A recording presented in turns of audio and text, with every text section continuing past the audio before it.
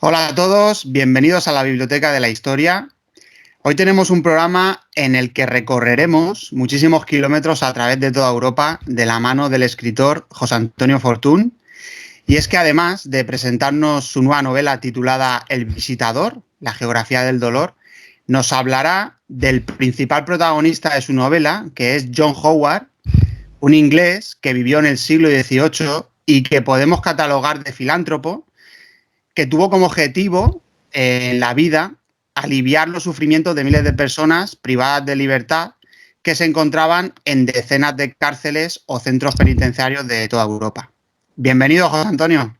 Hola, bienvenido, gracias. Es un placer tenerte aquí, José Antonio. Bueno, decir que José Antonio, pues al escribir esta novela y otras que ha escrito, pues tiene doble mérito, ya que ha escrito esta novela tras dedicar 7 años de su vida a investigar sobre el personaje protagonista y todo lo que hizo este protagonista en su vida. Y además, y para quien nos esté escuchando por iVoox y no nos esté viendo por YouTube, pues tengo que decir que las circunstancias físicas de José Antonio, debido a que padece una enfermedad muscular degenerativa, pues está completamente paralizado. Y eso hace todavía más laborioso el trabajo que ha hecho. ¿No es así, José Antonio? Sí, bueno, lo hace más lento, ¿no? Sobre todo. Pero bueno, Sí. también la verdad es que escribir también me da vida, me da una motivación para levantarme cada día y mira, ya llevo 3 novelas sin habérmelo propuesto, ¿sabes?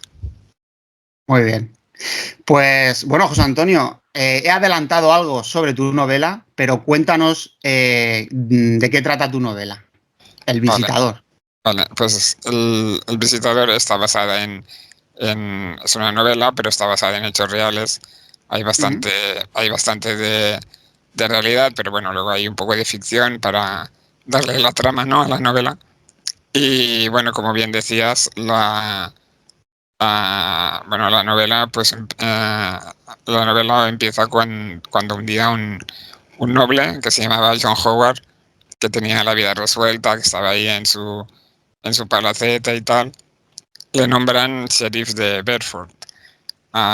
Sheriff no es como lo tenemos entendido nosotros, no es un pistolero, no es típico del oeste, se podría traducir un poco como juez de paz Ujú. o, o sí, o algo así. Entonces, su trabajo era prácticamente honorífico, tenía que ir, bueno, simplemente ir a visitar las prisiones y de tanto en tanto y tal, ¿no? Entonces, este hombre, cuando fue a visitar las prisiones de su país, de Inglaterra, quedó muy impresionado Ujú. al ver el estado en el que estaban. Para haceros una idea, pues en esa época no había celdas individuales, estaban todo el mundo, hombres, mujeres, niños, todo el mundo junto. Bueno, las cárceles eran privadas, por lo que se les sometían a maltratos. Y a él lo que más le impresionó era que 3/4 partes de los presos eran deudores. Es decir, por ejemplo, alguien que debía 6 libras, Ujú. que estaba encerrado por deber 6 libras, a esa suma tenías que sumar que después tenía que pagar la comida, los carceleros. Entonces, era un círculo muy difícil de salir. Ujú. De ahí un poco la expresión pudrirse en prisión, porque era muy fácil entrar y muy difícil salir. Y a esto si le sumamos sobre todo las epidemias, que las epidemias eran sitios que eran un caldo de cultivo de epidemias, ¿no? Entonces, claro, era muy difícil salir en vida de allí.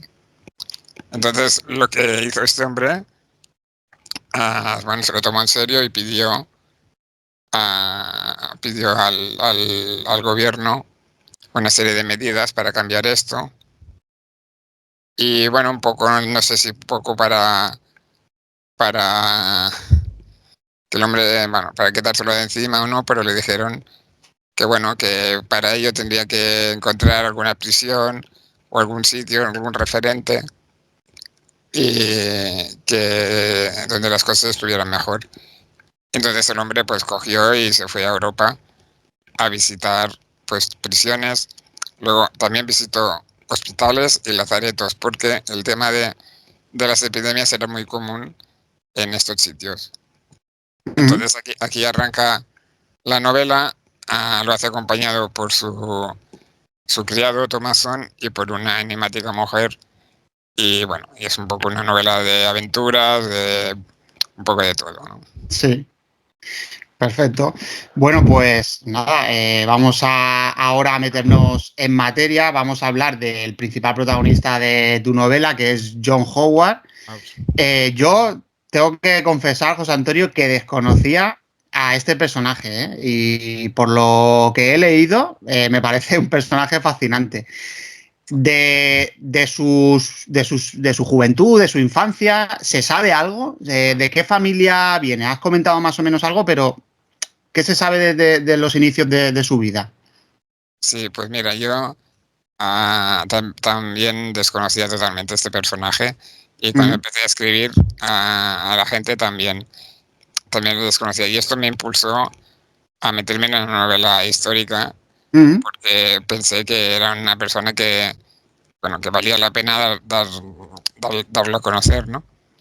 Y de él, pues, bueno, su padre fue un comerciante de Ujú. telas y esto, entonces ganó bastante dinero y, bueno, le dejó el negocio a él.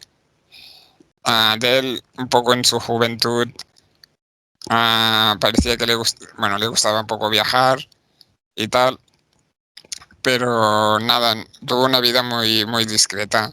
Se casó y al poco de nacer su hijo, su mujer falleció y esto parece que le marcó bastante. Y no se conoce, bueno, después que se volviera a casar ni nada, ¿no? Y fue esto un hombre, pues, ahí tranquilo, se dedicaba ahí a Bedford con sus rosas y poca cosa más. O sea, que Sí, era un hombre que tenía, como has comentado, tenía la vida resuelta. O sea, él podía haberse dedicado, digamos, toda la vida a su ocio, porque tenía la vida resuelta y bueno, al revés. Inicia una historia fascinante, ¿no? Has comentado que es nombrado sheriff y, y claro, al ver la situación en la que vivían en las cárceles los presos, los internos, decide, bueno, dar un golpe encima de la mesa y bueno, dices que le dicen, bueno, si demuestras que hay alguna cárcel o hay cárceles que se iba bien o que las situaciones sean, digamos, exacto, mejores que aquí, pues demuéstramelo, ¿no? Y exacto. entonces, ¿qué hace cuando le dicen esto? Pues entonces, vale, dice, me voy a Europa. Bueno, empezó Mm, por Irlanda, por ahí, y luego se fue a Europa. Bueno, yo en la novela relato que digamos un viaje condensado, ¿no? Pero en realidad hizo muchos viajes, hizo mm, muchos, o sea, hizo varios. Y nada, se fue a Europa y bueno, pues se fue a Francia. En ese momento había bastante tensión entre Francia y Inglaterra, que eran las dos potencias así más, bueno, más potentes. Y mm. bueno, se va por todo, se va por Francia, llegamos hasta Rusia, ¿no? Sí, con este viaje, ¿no? Sí, sí, Vale, entonces, claro, primero va a lo más cercano, ¿no? Que es exacto, a las Islas Británicas, pues va a Irlanda. En exacto. Irlanda, que la situación igual, ¿no? Igual que en Inglaterra. Sí, sí, sí, ahí más o menos igual que en Inglaterra. Y luego en otros países hay cosas que están peor, hay cosas que están mejor. Él ve una cosa que aquí puede funcionar. Y bueno, y esto, ¿no? Su mente es conforme avanza el viaje, pues sus ideas también van aumentando, ¿no? Su, Mm, su, obje- su objetivo, su objetivo prioritario un poco fue, bueno, su primera intención era que, lo que comentaba, que el Estado inglés pagara el sueldo de los carceleros. Que esto, pues, que fuera público, ¿no? Porque eran privadas todas Ujú. las prisiones. Y bueno, y sí que encontró, pues, luego a prisiones que eran públicas y bueno, todo esto, ¿no? O sea, que todo esto le sirvió para, bueno, lo iba escribiendo todo y para ir poco a poco a ver, intentar cambiar las cosas. Ujú. Y bueno, digamos que en esos viajes tiene un contratiempo, ¿no? Y es que es capturado por corsarios, ¿no? Por piratas franceses. Bueno, corsarios en este caso. Bueno, esto fue en su infancia. Bueno, en su juventud, Ah, perdona. Esto fue en su juventud. Bueno, porque una de las cosas que a mí que antes has comentado, mm, que tú decías, bueno, tenía la vida resuelta, ¿no? Entonces, ah, a mí lo que más me fascinaba de escribir esta novela era investigar por qué este hombre se juega la vida por los demás. claro. De hecho, yo dedico este libro a la gente que se juega la vida por los demás.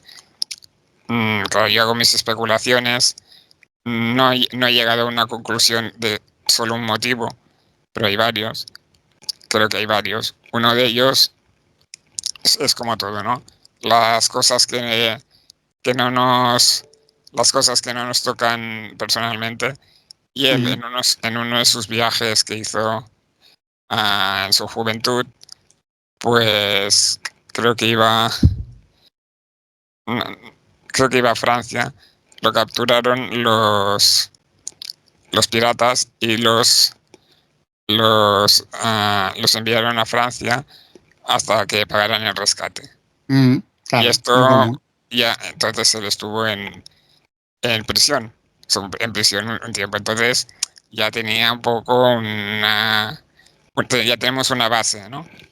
Estuvo poco tiempo, no es que fuera muy dramático, pero aquí ya tenemos una base, ya conocía un poco este mundillo. Y luego, pues otras cosas.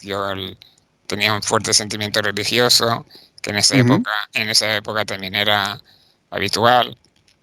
Y bueno, y cosas así que yo voy intentando desgranar de por qué este hombre se convirtió en el que fue. O sea, que digamos que parece ser que estaba como predestinado, ¿no? Porque claro, o sea, él tiene este capítulo donde es capturado por los corsarios, lo meten a una cárcel, bueno, una cárcel o en el sitio que lo tuvieran retenido, ahí viven sus propias carnes, lo que es estar privado de libertad. Pero es que, claro, él en ese momento, me imagino que ni se imaginaba que en el futuro iba a ser el responsable de las cárceles, ¿no? O sea. Sí, sí.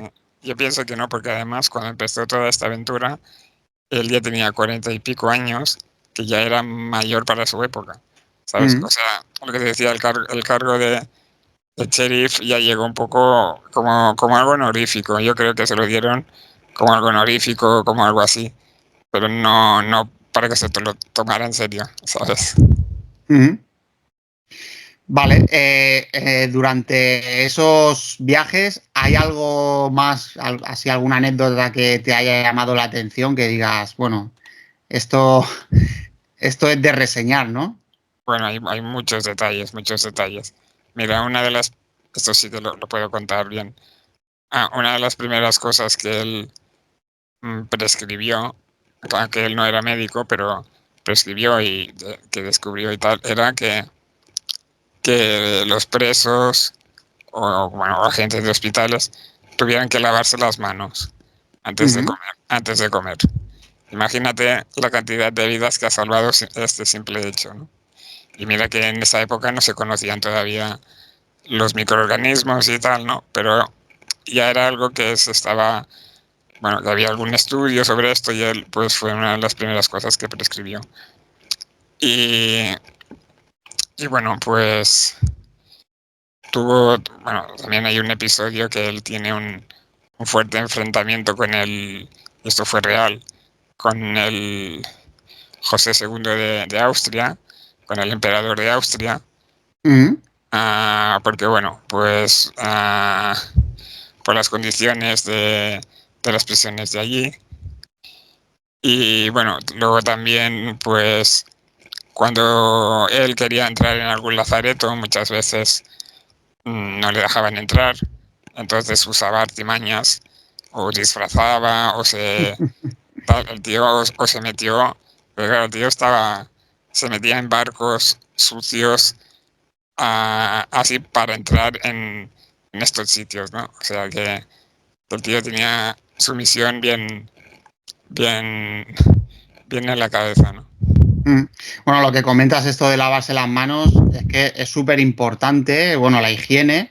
Eh, por ejemplo, dicen que el mejor invento o el invento que más vidas ha salvado es el agua clorada, ¿no? O sea, el clorar el agua y que mate los microorganismos, porque antiguamente nada más por beber agua en mal estado morían con miles de personas. Bueno, ahora que estoy en un trabajo y estoy investigando en fondos históricos, en la prensa y bueno, en los boletines del Estado aparecen muy a conciencia el tema de contabilizar las enfermedades, el tema del cólera, el tifus, un montón de enfermedades que antiguamente bueno, azotaban a la población, todo por tema del agua, ¿no? El beber agua en mal estado, bueno, era una auténtica tragedia, ¿no? Todo eso. Y luego otra de los adelantos fue el que los médicos, las matronas y los médicos que ayudaban a las mujeres a dar a luz, también se higienizaran bien las manos, ¿no? Porque muchas mujeres morían tras el parto, no por nada, sino porque contraían infecciones por la suciedad de las manos de los médicos, ¿verdad? Sí, sí, es una cosa muy curiosa. Mira, relacionado con esto que dices de, de esto hay también como un pasaje, una anécdota, que es sobre la ginebra, ¿no? El gin. Mm, Ah, que bueno, aquí en Menorca, en la isla donde vivo, es muy conocido, ¿no? La ginebra, porque mm, por la influencia que tuvimos de los ingleses. sí. Y yo, bueno, en la presentación hablé un poco de esto, porque bueno, la ginebra la descubrieron en el siglo XVII los soldados ingleses en una guerra con los Países Bajos, ¿no? Y en esos momentos la ginebra se usaba solo para fines estomacales, decían que para calmar el dolor de estómago y estas cosas, ¿no? Pero cuando los ingleses se lo llevaron a su país, descubrieron que se podía beber y, y se aficionaron tantísimo que hubo, bueno, una lacra de alcoholismo brutal en esta época, ¿no? Y entonces el gobierno inglés lo prohibió varias veces. ¿Y qué pasaba cuando se prohibía? Que se fabricaba en casa, se le ponían sustancias que eran peores, se le Sí. ponía trementina y cosas así, o se llevaba de contrabando. En esta época, justo en la que narro este viaje, la epidemia estaba prohibida y se llevaba de contrabando de Francia. Bueno, es curioso. Investigando sobre este personaje, a este personaje, a John Howard, ¿le impactó un país más que otro? O sea, digamos que en sus viajes, digamos, apuntó más a un país que a otro en referente al mal estado de las prisiones y de las cárceles, o más o menos él veía que todas eran por el estilo. Más que países, yo creo que eran cárceles en concreto, que veía que Mm, unas podían estar mejor que otras, porque así países no. Pero hubo quizá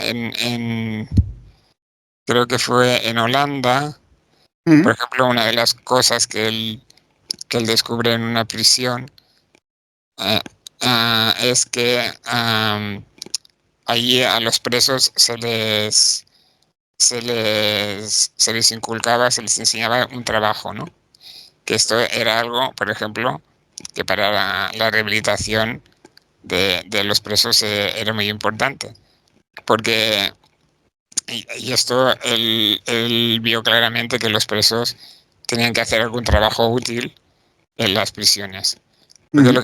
lo que pasaba muchas veces es que cuando estabas en prisión y sufrías algún tipo de, después de maltrato y tal, Y luego, al salir de la prisión, se sentían incapaces de trabajar. Entonces, pues sí que descubrió algunas prisiones donde los presos pues podían trabajaban pues fabricando muebles, fabricando cositas, y él puso bueno, una de sus máximas fue esto, que era muy importante estimular el trabajo en prisión, porque antes de él los trabajos que había eran trabajos absurdos y de castigo, ¿no? O sea, Ujú. el llevar piedras a un lado a otro, cosas así.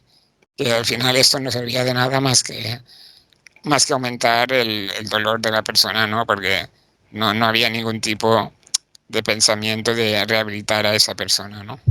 Ujú. Viajó a muchos países, viajó a Portugal, a España viajó, estuvo por aquí, por estas tierras. Bueno, una de las cosas más curiosas de este libro, Ujú.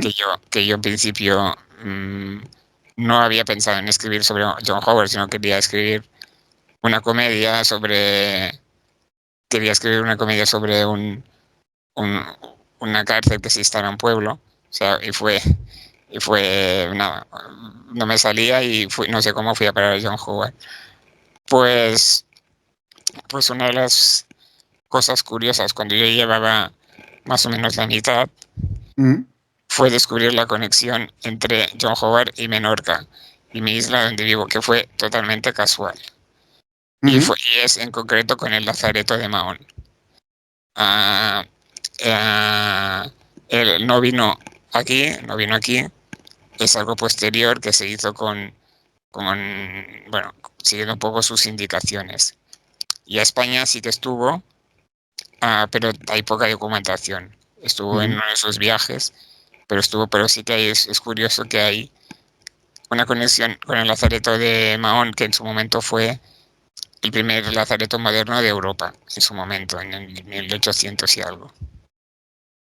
Lazareto. ¿Qué era concretamente un lazareto, José Antonio? Bueno, el lazareto ah, estaban ubicados en pequeñas islas de puertos, Ujú. generalmente, entonces eran donde pasaban los barcos las cuarentenas. Ah, era una manera, bueno, la única manera que tenían en esos momentos era la contención. Y claro, los primeros lazaretos no estaban bien construidos. Y bueno, ya poco a poco, y en parte por las anotaciones de Howard, luego se fueron mejorando los lazaretos. Y el primer más moderno que se construyó fue en Europa fue el de Mahón, que era un sitio de paso, ¿no? Que pasaban muchas embarcaciones por aquí. Ujú. Eh, ¿Qué mejoras se deben a John Howard en las prisiones? ¿Qué has descubierto que gracias a él se implementó en las prisiones para que los internos, digamos, no tuvieran unas condiciones tan lamentables? Sí, pues bueno, lo más importante fue que el punto de inflexión fue esto, introducir una ética, Ujú. tanto una ética humanista, podríamos decir, que, y pensar un poco en la rehabilitación de los presos, ¿no? Eso fue lo más importante. Antes de él no había ningún concepto de que la gente se pudiera rehabilitar. Evidentemente aquí ni él ni yo queremos hablar del buenismo en el sentido de que no todo el mundo se puede rehabilitar. Desgraciadamente hay gente, No. no hablamos de esto, pero sí que hay mucha gente que sí que puede si se le das una segunda oportunidad y tal, Ujú. ¿no? Y él, pues, primero fue un trato ético y humano, y segundo, el pensar en que la gente se puede rehabilitar, que esto era algo nuevo en ese momento, ¿vale? Sí, Es, porque el que, digamos, entraba a la cárcel ya era como un apestado social, ¿no? Y él exacto, trató de ver que había gente que sí, había podido cometer fallos en su vida y podía reinsertarse otra vez en la sociedad y no volver a delinquir, ¿verdad? exacto, exacto. Esto fue lo más importante de las prisiones y luego toda su lucha contra las epidemias bueno, que pasaban tanto en hospitales como en los lazaretos, que a veces en vez de ayudar, todavía perjudicaban, ¿no? Porque las condiciones, sobre todo de ventilación, eran pésimas, de Ujú. ventilación, de ventilación, de higiene. Esto era común en estos 3 sitios, ¿no? Entonces él, dentro de los conocimientos que había, pues él lo cambió todo esto. Ayudó mucho a salvar vidas. O sea, que él una vez vio todo esto, incluso presentó, ¿no?, en el Parlamento inglés, presentó, digamos, lo que se podía cambiar y ¿qué ocurrió? Bueno, esto, bueno, consiguió cosas, pasa que claro, no fue así de un día para otro, pero bueno, él lo que también hizo fue todo lo que iba anotando, escribió varios diarios que luego se publicaron en el libro, y esto también ayudó a generar más presión para hacer estos cambios, ¿no? Que bueno, fueron lentos, pero fueron eficaces, sí. Y bueno, tras esta vida tan ajetreada que tuvo John Howard, ¿cómo acabó sus días? Uy, aquí no sé si no quiero hacer mucho spoiler. Pero bueno, él tuvo él, digamos que se entregó hasta la muerte con esta historia. O sea, él después ya, él pues se metió entre ceja y ceja esto, y bueno, hasta el final de sus días se dedicó a esto. He dicho al principio del programa que yo no lo conocía y posiblemente muchos de los oyentes no lo conozcan. ¿En Inglaterra es conocido? ¿En el mundo anglosajón es conocido? Sí, ahí es bastante conocido. De hecho, lo pongo al final del libro ahí, porque él era, que en esto también iba a contracorriente, él era calvinista. La religión de ahí mayoritaria era protestante, que también tuvo algunos problemas para esto, pero bueno, de hecho pues esto, que hay una estatua de él en, en una en una iglesia, ahora no sé cuál es. Hay una estatua de él, y es la primera estatua que hay de un civil en una iglesia o algo así. O sea que se le tiene en consideración. Y, y bueno, pues esto es aquí, es más en Europa que lo desconocemos. Bueno, antes de despedirnos, José Antonio, tengo que decir que tienes 2 novelas más y además un pequeño relato solidario. Cuéntanos, José Antonio, porque el relato lo titulas Los Otros. ¿Qué consiste este relato? Bueno, el relato hace unos años en un programa de televisión de Cataluña que se llama La Maratón, pues bueno, ellos recaudan fondos para diferentes enfermedades y publican un libro. Me pidieron un relato y bueno, publicaron un libro con diferentes autores. Y bueno, luego yo recuperé el relato y lo tengo en mi página web, simplemente ahí, para la gente que lo quiera leer, y si quiere hacer una donación a Fundame para la investigación, pero bueno, esto es totalmente, bueno, de cada persona, ¿no? Y luego, pues mis 2 primeros libros, bueno, mis 3 libros son muy diferentes. El primero se llama Diálogos con Axel, que es un poco libro testimonio, donde yo pues entre la lucha entre el cuerpo y la mente de una persona que tiene una enfermedad degenerativa. Este lo escribí con 20 y pico de años. Luego el segundo es muy diferente, se llama Alejop, que es una comedia negra. Es de un circo que llega a un pueblo, y bueno, y una lucha de los ancianos contra el circo. Y tuvo muy buena repercusión este libro. Y luego, pues este tercero, que pues esto es una novela histórica, o sea que son 3 cosas que nada tienen que ver una con la otra, pero mira, Exactamente. Pues nada, en la descripción del programa dejaré el enlace a tu página web donde tenemos estos libros, donde los oyentes pueden adquirir tus libros. Esta última novela, El Visitador, La geografía del dolor. Y bueno, además en tu página web tienes también publicados los artículos en los que has colaborado con algunos medios de comunicación y muchas cosas más. Así que dejaré en la descripción del audio el enlace a tu página web y bueno, a todo el oyente que quiera acercarse a la historia de John Howard mediante la novela de José Antonio Fortún, El Visitador, pues ahí lo tiene. Pues muchas gracias a todos. Y la verdad es que desconocía tu podcast y está muy bien. He visto, bueno, quiero empezar a ver otros episodios y tal, y está muy bien. Son cosas, es una de las cosas bonitas de publicar, es esto que estás, siempre después conoces gente interesante y cosas interesantes que nunca habías pensado, ¿no?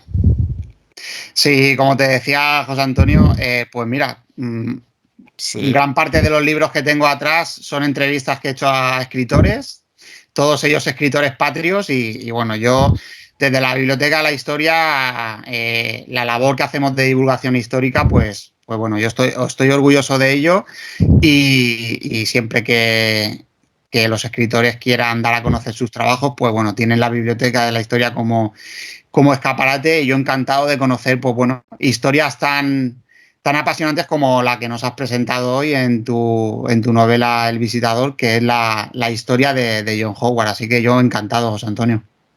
pues muy bien. Muchas gracias por el trato y nada, cualquier cosa que queráis, pues estoy a vuestra disposición. Muchas gracias, José Antonio.